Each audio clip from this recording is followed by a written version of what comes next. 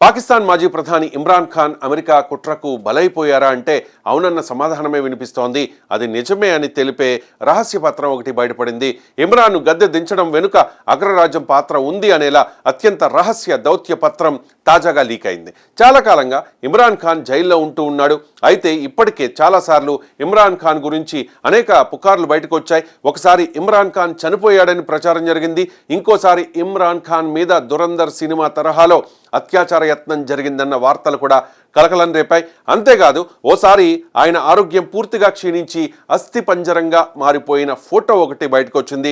ఇలా జైల్లో నరకం చూస్తోన్న ఇమ్రాన్ ఖాన్కు ఈ గతి పట్టడానికి అమెరికాయే కారణమన్న వార్త ఇప్పుడు ప్రపంచవ్యాప్తంగా సంచలనంగా మారింది. అమెరికాకు చెందిన పరిశోధనాత్మక వార్తా సంస్థ సైఫర్ అనే రహస్య దౌత్య పత్రాన్ని బయటపెట్టింది. కేబుల్ I0678గా గుర్తించిన ఈ రహస్య పత్రం 2022 ఏప్రిల్లో ఇమ్రాన్ ఖాన్ అవిశ్వాస తీర్మానంలో ఓడిపోవడానికి ముందు వాషింగ్టన్లోని అప్పటి పాకిస్తాన్ రాయబారి అసద్ మజీద్ ఖాన్ అలాగే అమెరికా విదేశాంగ శాఖ సీనియర్ అధికారి డొనాల్డ్ లూ మధ్య కీలక సమావేశం జరిగినట్లు వెల్లడించింది. ఆ సమావేశంలో వారు ఇమ్రాన్ ఖాన్ను పదవి నుంచి దించేసి జైల్లో పెట్టాలని, అప్పుడే పాకిస్తాన్ అమెరికా బంధం బలపడుతుందని చర్చించుకున్నట్లు తెలిసింది. తాను స్వతంత్ర విదేశాంగ విధానాన్ని అనుసరించడం, రష్యా చైనాకు వ్యతిరేకంగా ఉన్న అమెరికాతో ఏకీభవించకపోవడం వల్లే తనను పదవి నుంచి తొలగించడానికి అగ్రరాజ్యం కుట్ర చేసిందని అప్పట్లో ఇమ్రాన్ ఖాన్ పదే పదే ఆరోపించారు. తన ప్రభుత్వాన్ని కూలదొయ్యడానికి పాకిస్తాన్ ముస్లిం లీగ్ అలాగే పాకిస్తాన్ పీపుల్స్ వంటి పార్టీలు విదేశీ శక్తులతో కలిసి పనిచేస్తూ ఉన్నాయని కూడా అప్పట్లో ఇమ్రాన్ ఖాన్ ఆరోపించారు. డ్రాప్ సైట్ సంస్థ ఈ రహస్య పత్రాన్ని లీక్ చేయడంతో 4 ఏళ్లుగా పాక్ రాజకీయాలను కుదిపేస్తోన్న విదేశీ ఒత్తిడి ఆరోపణలకు బలమైన సాక్ష్యం దొరికినట్లుగా ఇమ్రాన్ ఖాన్ పార్టీ PTI భావిస్తోంది. నిజానికి పాకిస్తాన్ రాజకీయ చరిత్రలో ఎందరో ప్రధానమంత్రులు వచ్చారు, వెళ్ళిపోయారు. కానీ ప్రపంచ రాజకీయాలు, సైన్యం, అమెరికా ప్రభావం, ప్రజా ఉద్యమం, జైలు జీవితం, కుట్ర ఆరోపణలు అన్నీ ఒకేసారి చుట్టుముట్టిన నాయకుడు మాత్రం ఇమ్రాన్ ఖాన్ అని చెప్పడంలో ఎలాంటి అతిశయోక్తి లేదు. ఒకప్పుడు ప్రపంచ క్రికెట్లో హీరోగా నిలిచిన ఇమ్రాన్ ఖాన్ తర్వాత రాజకీయాల్లోకి వచ్చి పాకిస్తాన్ ప్రజల్లో అసాధారణమైన మద్దతు సంపాదించారు. కానీ అదే ఇమ్రాన్ ఖాన్ ఇప్పుడు అమెరికా కుట్రకు బలయ్యాడన్న వార్త ప్రపంచవ్యాప్తంగా చర్చకు దారితీస్తోంది. 2018 ఎన్నికల్లో ఇమ్రాన్ ఖాన్ పార్టీ PTI అధికారంలోకి వచ్చింది. అవినీతి వ్యతిరేక నినాదంతో ప్రజల్లో భారీ ఆదరణ సంపాదించిన ఇమ్రాన్ నయా పాకిస్తాన్ అంటూ కొత్త రాజకీయ మార్పులకు శ్రీకారం చుట్టారు.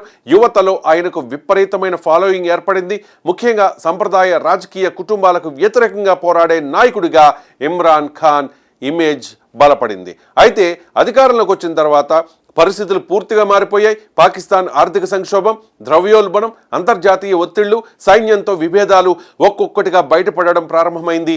ఇదే సమయంలో ప్రపంచ రాజకీయాల్లో కూడా భారీ మార్పులు చోటు చేసుకున్నాయి. ముఖ్యంగా రష్యా ఉక్రెయిన్ యుద్ధం సమయంలో ఇమ్రాన్ ఖాన్ తీసుకున్న వైఖరి అమెరికాకు నచ్చలేదనే చర్చ అప్పట్లో మొదలైంది. రష్యా ఉక్రెయిన్పై దాడి ప్రారంభించిన రోజే ఇమ్రాన్ ఖాన్ మాస్కో వెళ్లడం ప్రపంచవ్యాప్తంగా హాట్ టాపిక్ గా మారింది.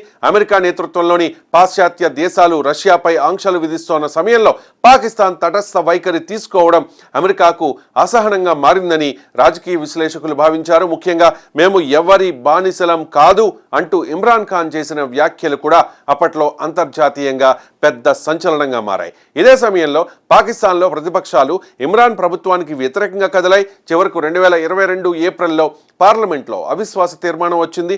ఆ ఓటింగ్లో ఇమ్రాన్ ఖాన్ ప్రభుత్వం కూలిపోయింది. అప్పుడే ఇమ్రాన్ ఖాన్ సంచలన ఆరోపణలు చేశారు. తన ప్రభుత్వాన్ని కూల్చేందుకు అమెరికా కుట్ర చేసిందని, అందులో పాకిస్తాన్లోని కొన్ని రాజకీయ శక్తులు, సైనిక వ్యవస్థ కూడా భాగస్వామ్యమయ్యాయని ఇమ్రాన్ ఖాన్ ఆరోపించారు. అయితే అమెరికా మాత్రం ఈ ఆరోపణల్ని పూర్తిగా ఖండించింది. తమకు పాకిస్తాన్ అంతర్గత రాజకీయాలతో ఎలాంటి సంబంధం లేదని అమెరికా విదేశాంగ శాఖ స్పష్టం చేసింది. అలాగే పాకిస్తాన్ నేషనల్ సెక్యూరిటీ కమిటీ కూడా అధికారికంగా విదేశీ కుట్రకు ఆధారాలు లేవు అంటూ అప్పట్లో ప్రకటించిన పరిస్థితి. కానీ ఇమ్రాన్ ఖాన్ మాత్రం వెనక్కి తగ్గలేదు. తనను తొలగించింది కేవలం ప్రతిపక్షం కాదని, అమెరికా సైన్యం, అంతర్గత రాజకీయ శక్తుల కలయికేనని ప్రజల్లో ప్రచారం ప్రారంభించారు. ఇమ్రాన్ నిర్వహించిన భారీ ర్యాలీలకు లక్షలాది మంది హాజరయ్యారు. ఇంపోర్టెడ్ గవర్నమెంట్ అంటూ కొత్త ప్రభుత్వాన్ని తీవ్రంగా విమర్శించారు. ఇమ్రాన్ ఖాన్కు ప్రజాదరణ పెరుగుతున్న కొద్దీ ఆయనపై కేసులు కూడా పెరిగాయి.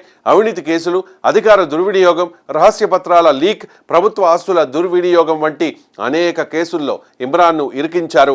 చివరకు జైలుకు వెళ్లాల్సి వచ్చింది.